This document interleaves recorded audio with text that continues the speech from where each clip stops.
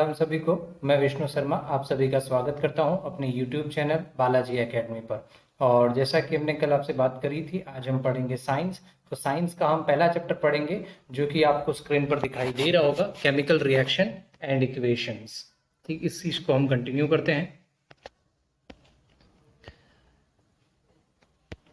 और हम chapter wise पढ़ेंगे। मैंने आपको पहले ही वीडियो में बताया था कि हम उस तरीके से पढ़ेंगे जिस तरीके से आपके स्कूल और ट्यूशंस में पढ़ाया जाता है। एक एक लाइन को हम पढ़ेंगे।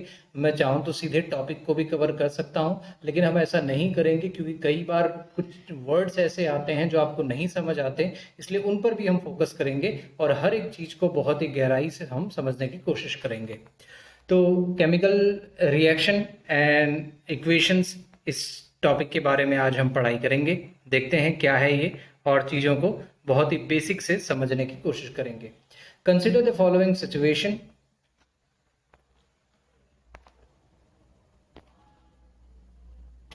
Situation in of daily life and think what happens when milk is left at room temperature during summers, an iron tawa pan nail is left exposed to humid atmosphere, grapes get fermented, food is cooked, food gets digested in our body, or wills fire। ठीक है, तो ये सारी चीज़ें अगर मान लो कि एक एग्जाम्पल के तौर पर आपको दिया गया है कि अगर इस तरह की चीज़ें हैं तो क्या होता है। जैसे अगर दूध को आप छोड़ दो गर्मियों के सीजन में काफ़ी लंबे समय तक, तो खट्टा हो जाता है या फिर वो खराब हो जाता है। उसी तरीके से अगर आयरन तवा है उसको आप खुला छोड़ दो तो उस पर जंग लग जाता है। ठीक है, तो ये सारी चीज़ें आपको दी गई है। In all the above situations the nature and the identity of the initial substance have somewhat change. We have already learn about physical and chemical changes of matter in our previous classes. Whatever a chemical change occurs, we can say that a chemical reaction has taken place. You may perhaps be wondering as to what is actually meant by a chemical reaction. How do we come to know that a chemical reaction has taken place? Let us perform some activities to find the answer to these questions. अब जब हमने देखा कि हमारे पास जब दूध था तो दूध पर पहले एकदम फ्रेश था, बाद में वो खट्टा हो गया, खराब हो गया, तो कहीं ना कहीं उसके अंदर कोई ना कोई चेंज हुआ।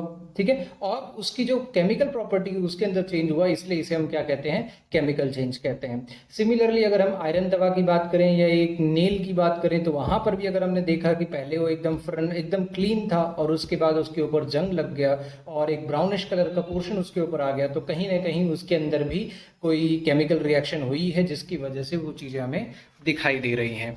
ठीक है, तो आगे बढ़ते हैं। तो केमिकल रिएक्शन होता क्या है, किस तरीके से वर्क करता है और किस तरीके से हम केमिकल इक्वेशन को समझते हैं, इसके बारे में हम इस चैप्टर में पढ़ेंगे। अब इसमें आपको एक्टिविटी दी गई है। This activity needs the teachers assistance.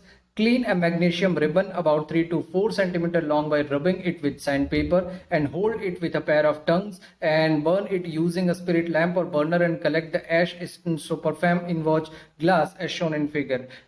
Figure 1.1, burn the magnesium ribbon keeping it away as far as possible from your eyes. What do you observe? आपको करना क्या है, मैग्नीशियम एक मेटल है और उसकी रिबन्स मिलती है मार्केट में, जो कि जनरली हमें नहीं मिलती, बिना प्रिकॉशन के नहीं मिलती हैं। वो क्यों?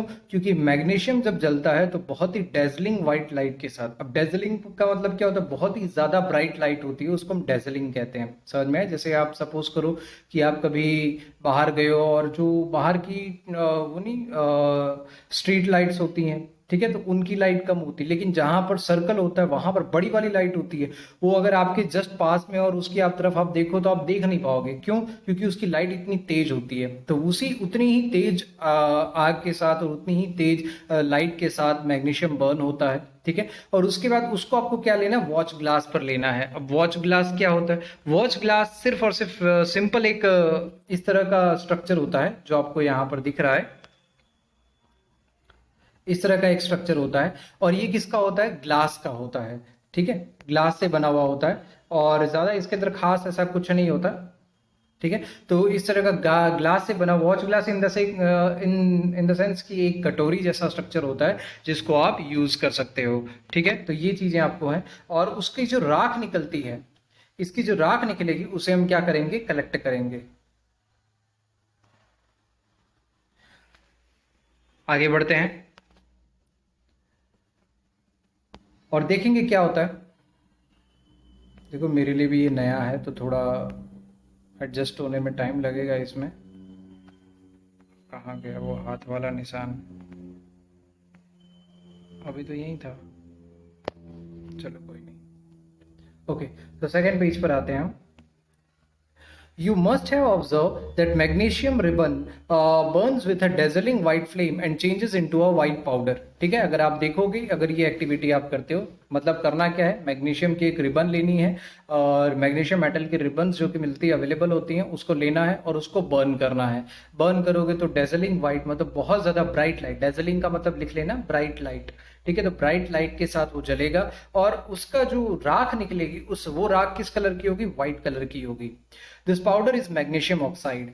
अब ये मैग्नीशियम ऑक्साइड क्यों? क्योंकि जब आपने मैग्नीशियम मेटल में था, मेटल के फॉर्म में था, तब वो क्या था? मैग्नीशियम था। लेकिन जब आपने उसे जलाया तो ऑक्सीजन की प्रेजेंस में जलाया होगा और ऑक्सीजन उसके साथ ऐड हो जाएगा, तो ये क्या बन जाएगा? मैग्नीशियम ऑक्साइड बन जाएगा। It is form due to the reaction between magnesium and oxygen present in the air. और ये मैग्नीशियम ऑक्साइड बना कैसे? जो मैग्नीशियम आपने जलाया और ऑक्सीजन जो हवा में प्रेजेंट था, एयर में प्रेजेंट था, वो उसके साथ मिक्स हो गया और magnesium plus oxide magnesium oxide बन जाएगा। इसकी जो इक्वेशन है, इक्वेशन किस तरीके से यूज करते हैं, किस तरीके से बैलेंस करते हैं, वो पूरा हम इस चैप्टर में सीखेंगे। नेक्स्ट एक्टिविटी आपको दी गई है, टेक लीड नाइट्रेट। ठीक है, अब ये जो केमिकल नेम्स आते हैं लिख लेना है। मैग्नीशियम को हम Mg से रिप्रेजेंट करते हैं, Mg। ठीक है, मैग्नीशियम को किससे रिप्रेजेंट करेंगे? Mg से रिप्रेजेंट करेंगे, Mg। और मैग्नीशियम ऑक्साइड को हम रिप्रेजेंट करेंगे MgO। These are called chemical names, इन्हें हम क्या कहते हैं? Chemical names. और लीड नाइट्रेट को हम PbNO3, लीड नाइट्रेट को हम रिप्रेजेंट करेंगे PbNO3। अब ये 3 क्यों लिखा जाता है, किस तरीके से लिखा जाता है, नीचे ही क्यों लिखा जाता है, Pb में P कैपिटल है, B स्मॉल है, ये सारी चीजें हम पढ़ेंगे। फिलहाल तो आप इसे ऐसे ही याद रखें जैसा आपको बताया गया है। ठीक है, बाकी की चीजें हम बाद में इसे देखेंगे किस तरीके से, जब चैप्टर के अंदर आएगा तब हम देखेंगे उसे।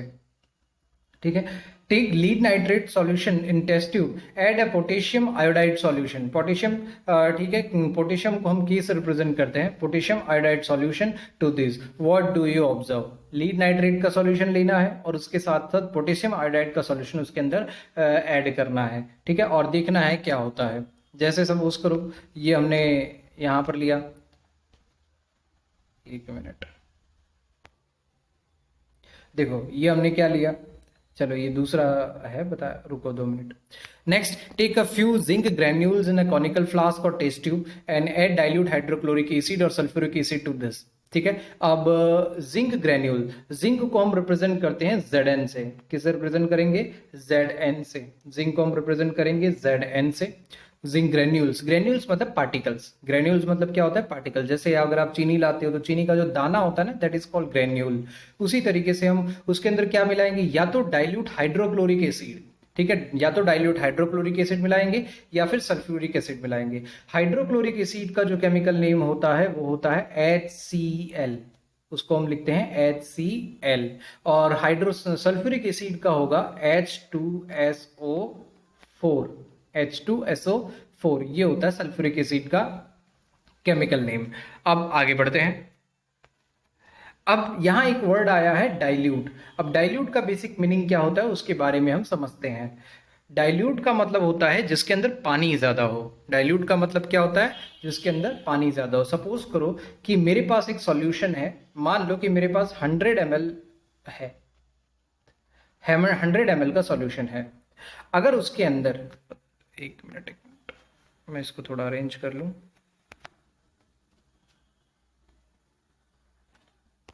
मेरे ख्याल से बोर्ड मैंने ट्राई किया है, मेरे ख्याल से बोर्ड ही सही रहेगा पढ़ाने के लिए, मेरे लिए तो। मान लो कि हमारे पास एक सॉल्यूशन है 100 ml का। कितने ml का? 100 ml का सॉल्यूशन है। उसके अंदर हमने, अगर मान लो कि 95% अगर आपका HCl है, 95% अगर HCl है और 5% वाटर है, 5% वाटर है, तो ये आपका हाइड्रोक्लोरिक एसिड कहलाएगा। ठीक है, नॉर्मल हाइड्रोक्लोरिक एसिड। ठीक है, जो कि बहुत ही ज़्यादा खतरनाक होता है। अगर हाइड्रोक्लोरिक एसिड को अगर आप अपने हाथ पर भी रख दें तो हाथ में वो छेद करके नीचे चला जाएगा, इतना खतरनाक होता है। उसी तरीके से अगर सपोज करो कि इसी को मैं रिवर्स कर दूं, ये जो 95% हमने लिया HCl लिया, उसके बजाय हम ऐसा कर लें कि आपका 95% जो है वो वाटर है और 5% आपका HCl है, तो इसको हम कहेंगे डाइल्यूट, इसको हम कहेंगे डाइल्यूट। अब याद रखिएगा, ये वर्ड बहुत बार आएगा, इस चीज को ध्यान रखिएगा।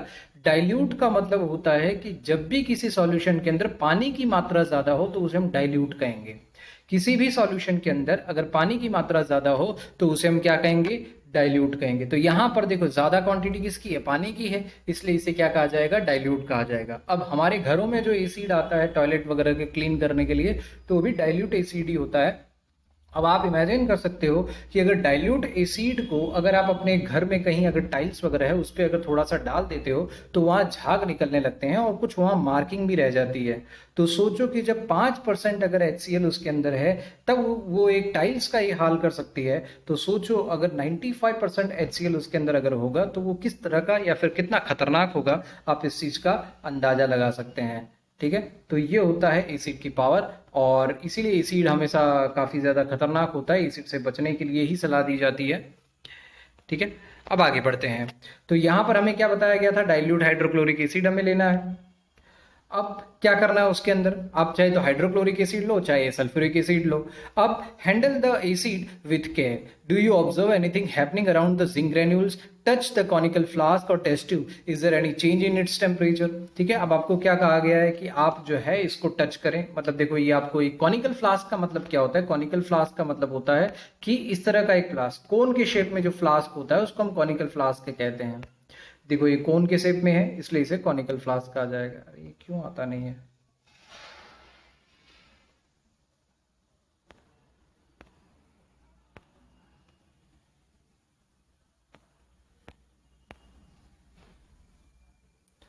कोन के शेप में हो इसलिए उसे क्या कहा जाएगा, कॉनिकल फ्लास्क कहा जाएगा। ठीक है, ये कोन ऐसा होता है तो उसके शेप में है इसलिए इसे क्या कहा जाएगा, कॉनिकल फ्लास्क कहा जाएगा। ठीक, तो कॉनिकल फ्लास्क लेना है। अब उसके अंदर आपने क्या किया, जिंक के ग्रेन्यूल्स डाल दिए, ये यहाँ पर आपको दिख रहे हैं जिंक के ग्रेन्यूल्स। ठीक है, ये जिंक ग्रेन्यूल्स आपने डाल दिए। अब उसमें जो सल्फ्यूरिक एसिड या फिर आप जो भी डालना चाहते हो वो आपने डाल दिया, हाइड्रोक्लोरिक एसिड डालना चाहते हो। ठीक है, और उसके अंदर आप देखोगे कि कुछ उसमें बबल्स बनेंगे जिसमें हाइड्रोजन गैस रिलीज होगी, और अगर आप इसको टच भी करेंगे तो ये काफी ज्यादा गर्म हो जाएगा। ठीक है, अब ऐसा क्यों होता है और इसका क्या कारण है तो उसको हम समझते हैं।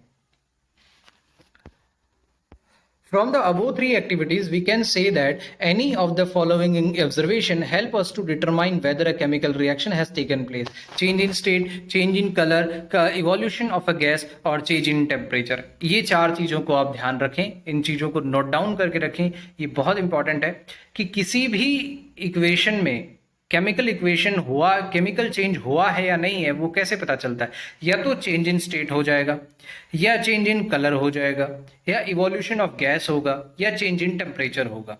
ठीक है, चेंज इन स्टेट जैसे अगर मान लो कि लिक्विड से अगर मान लो सॉलिड में आ जाता है, या सॉलिड टू अगर लिक्विड में आ जाए, या लिक्विड टू गैस में आ जाए, तो क्या हो रहा है, स्टेट चेंज हो रहा है। चेंज इन कलर, कलर में चेंज हो जाना, जैसे मान लो कि आयरन नेल थी, आयरन नेल के ऊपर ब्राउनिश कलर का डार्क स्पॉट आ गया तो क्या हो गया, कलर चेंज हो गया, तो change in colour. Evolution of gas, यहाँ पर इस इक्वेशन में जो हमने कॉनिकल फ्लास्क का भी देखा उसमें H2 गैस मतलब हाइड्रोजन गैस रिलीज हो रही है, तो इवोल्यूशन, इवोल्यूशन का मतलब होता है जनरेट होना, तो जनरेट हो रही है। Change in temperature, temperature change हो जाना, या तो ठंडा हो जाना या गर्म हो जाना, तो टेम्परेचर अगर चेंज हो रहा है तो ये चार चीजें अगर होती हैं तो हम कह सकते हैं कि वो इक्वेशन कैसी है, केमिकल इक्वेशन हो रही है। ठीक है, कौन कौन सी, स्टेट, कलर, गैस और टेम्परेचर। स्टेट, कलर, गैस और टेम्परेचर, ये चार चीजें अगर चेंज होती, कौन कौन सी, स्टेट, कलर, गैस और टेम्परेचर, ये चार चीजें अगर चेंज होती हैं तो आप कह सकते हो कि वो इक्वेशन में क्या हुआ है, केमिकल चेंज हुआ है। As we observe the changes around us, we can see that there is a large variety of chemical reactions taking place around us. We will study about the various types of chemical reactions and their symbolic representation in this chapter. Chemical reaction होता क्या है, किस तरीके से उसे लिखा जाता है, और कैसे हम बनाते हैं, कैसे बैलेंस करते हैं, ये सारी चीजें हम यहाँ पर पढ़ेंगे। अब सबसे पहला टॉपिक है chemical equation. Activity 1.1 can be described as when a magnesium ribbon is burn in oxygen it gets converted to magnesium oxide. This description of chemical reaction in a sentence form is quite long. It can be written in a shorter form. The simplest way to do this is to write it in the form of a word equation. The word equation for the above reaction would be magnesium plus oxygen equal to magnesium oxide. ठीक है, अब थोड़ा सा हम यहां ध्यान देंगे कि मैग्नीशियम, सबसे पहली बात तो हम ये समझते हैं कि क्यों हमें जरूरत पड़ती है केमिकल इक्वेशन की, क्या जरूरत है हमें। आप नॉर्मली ऐसे भी तो लिख सकते हो ना, मैग्नीशियम लिखा फिर ऑक्सीजन लिखा और फिर मैग्नीशियम ऑक्साइड बन गया, ठीक है। लेकिन ऐसा हम क्यों नहीं करते, हम क्यों उसका केमिकल इक्वेशन लिखते हैं, वो सारी चीजें हम इस चैप्टर के अंदर समझेंगे। अब देखो यहां पर लिखा मैंने मैग्नीशियम, ये जो साइन है यहां पर इस तरह का जो साइन लगाया हुआ है, वैसे ये एरो को इंडिकेट करता है। और ये एरो क्या इंडिकेट करता है कि आपकी जो इक्वेशन है वो इस डायरेक्शन में जा रही है, मतलब यहां से स्टार्ट हो रही है और इस डायरेक्शन में आगे जा रही है। मतलब आपका जो स्टार्टिंग प्रोसीजर है यहां से हो रहा है और एंडिंग प्रोसीजर इस साइड हो रहा है। मतलब एक तरीके से एरो बताया जा रहा है कि आपकी रिएक्शन किस तरीके से और किस डायरेक्शन में मूव हो रही है, ठीक है। इसको हम इक्वल टू की तरह भी लेते हैं, जैसे मैथ्स में इक्वल टू होता है वैसे यहां पर इक्वल टू की तरह भी इसे हम लेते हैं। अब यहां पर जो ये वाला एरो है, ठीक है, इस एरो के लेफ्ट हैंड साइड जो चीजें होंगी उसे हम कहेंगे रिएक्टेंट। रिएक्टेंट क्यों, जो रिएक्शन कर रहे हैं उसे आप क्या कहोगे, रिएक्टेंट कहोगे। इस साइड जो चीजें हैं उसको हम क्या कहेंगे, प्रोडक्ट कहेंगे। इस साइड जो चीजें उसे क्या कहेंगे, प्रोडक्ट कहेंगे। क्यों, क्योंकि जो फाइनली बनकर आ रहा है उसे हम क्या कहेंगे, प्रोडक्ट कहेंगे। जैसे अगर मान लो कि आप चाय बनाते हो तो चाय के अंदर दूध है, फिर उसके अंदर जो चीनी है, चाय पत्ती है, अदरक है, ये सारे क्या है, रिएक्टेंट है। और फाइनली जो चाय बनकर आती है वो क्या हो गया, प्रोडक्ट। आई होप आपको रिएक्टेंट और प्रोडक्ट की जो चीजें हैं वो अच्छे से समझ आ गई हैं। आगे हम बढ़ते हैं। The substance that undergo chemical change in the reaction, magnesium and oxygen are the reactants. अब chemical change किसका हो रहा है भाई, मैग्नीशियम को आपने लिया और ऑक्सीजन उसके अंदर ऐड हुआ तो केमिकल चेंज तो उसी के अंदर आ रहा, तो वो दोनों क्या कहलाएंगी, रिएक्टेंट कहलाएंगी। The new substance is magnesium oxide form during the reaction as a product. और जो नया हमारा प्रोडक्ट बना वो क्या बना, मैग्नीशियम ऑक्साइड बना, और उसे हम क्या कहेंगे, प्रोडक्ट। मतलब फाइनल जो हमें आउटकम मिलता है that is called product. A word equation shows change of reactant to product through an arrow placed between them. The reactants are written on the left hand side with a plus sign, and between them similarly products are written on the right hand side with a plus sign between them. The arrowhead points towards the products and shows the direction of the reaction. ठीक है, जो arrowhead इसको हम क्या कहते हैं, arrowhead कहते हैं, ठीक है। ये वाली चीज को हम क्या कहेंगे, arrowhead कहेंगे। तो ये जो एरो हेड है आपका, ये क्या हमें इंडिकेट करता है कि उसके लेफ्ट हैंड साइड क्या है, रिएक्टेंट, और उसके राइट हैंड साइड क्या है, प्रोडक्ट है। और ये हमें इंडिकेट करता है कि रिएक्शन किस डायरेक्शन से किस डायरेक्शन में मूव कर रही है। अगर मान लो कि ये ऐसे होता तो इसका मीनिंग क्या हो जाता, रिएक्टेंट यहां होते और प्रोडक्ट यहां होते। और दूसरा कि जो भी चीजें हम यहां पर ले रहे हैं उनके बीच में प्लस का साइन लगाते हैं। कौन सा साइन लगाते हैं, प्लस का साइन लगाते हैं। प्लस, अब आप कहोगे सर माइनस भी लगाएंगे, नहीं, माइनस कभी नहीं लगाएंगे। क्यों, क्योंकि माइनस जो चीजें होती है उसको हम लिखते ही नहीं है। समझ में आया भाई, माइनस करने का मतलब क्या, आप उसे घटा रहे हो, अब आप उसको लिखो ही नहीं उससे बेटर। तो वही चीजें हम यहाँ करते हैं। तो माइनस हम कभी नहीं लगाते, जनरली हम प्लस ही लगाते हैं, ठीक है। तो आई होप यहां तक आपको चीजें समझ आ गई होंगी।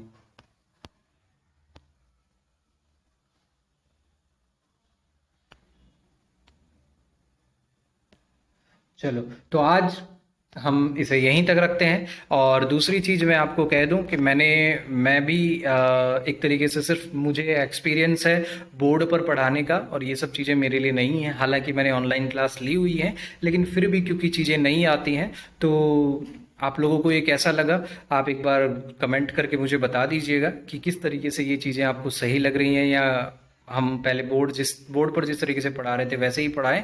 तो जैसा भी आपको सूटेबल लगेगा वैसे ही हम आगे कंटिन्यू करेंगे। और मोस्ट प्रोबेबली ये संडे को हम एक क्लास लेंगे जिसके अंदर आपको ये बताया जाएगा कि 10th की प्रिपरेशन आपको किस तरीके से करनी है, कैसे करनी है। तो वो सारी चीज़ें आपको बताई जाएंगी। तो मैं रिक्वेस्ट करूँगा कि संडे की क्लास आप खुद भी देखें और अपने बाकी सारे दोस्त जो 10th में हैं, 10th में नहीं है या 9th में है, तो उनको भी ज़रूर कहें कि वो भी उस क्लास को देखें, ताकि उन्हें भी एक आइडिया मिले कि किस तरीके से आप 10th की प्रिपरेशन कर सकते हैं, किस तरीके से आगे बढ़ सकते हैं, और किस तरीके से एक अच्छा स्कोर कर सकते हैं। देखिए पढ़ते तो सभी हैं, लेकिन एक प्रॉपर स्ट्रेटेजी के साथ अगर आप पढ़ोगे तो उसका बेनिफिट आपको होगा। देखो स्ट्रेटेजी मैं आपको नहीं बताऊंगा, स्ट्रेटेजी आपकी खुद की होती है। मैं आपको एक रास्ता बताऊंगा जिसके थ्रू होकर आप एक स्ट्रेटेजी बना सकते हो। ठीक है, स्ट्रेटेजी का मतलब आप ये मतलब ये नहीं होता कि मैं आपको बता दूं कि आप सुबह इतने बजे उठो, इतने बजे पढ़ो, ये नहीं हो सकता। क्यों? क्योंकि सबका जो फैमिली लाइफ है वो अलग होता है, सबका जो एक तरीके के आप ये कह लो कि सबका जो टाइम होता है वो अलग अलग तरीके से एडजस्ट होता है, तो सबके लिए कोई एक स्ट्रेटेजी काम नहीं कर सकती। लेकिन मैं एक आपको वे बता सकता हूँ कि किस तरीके से आपको पढ़ना है, किस तरीके से आपको आगे बढ़ना है। और इसी के साथ आज की सब हम हमारी क्लास जो है यहीं पर एंड करते हैं। सभी को जय श्री राम। अब मिलेंगे नेक्स्ट क्लास में।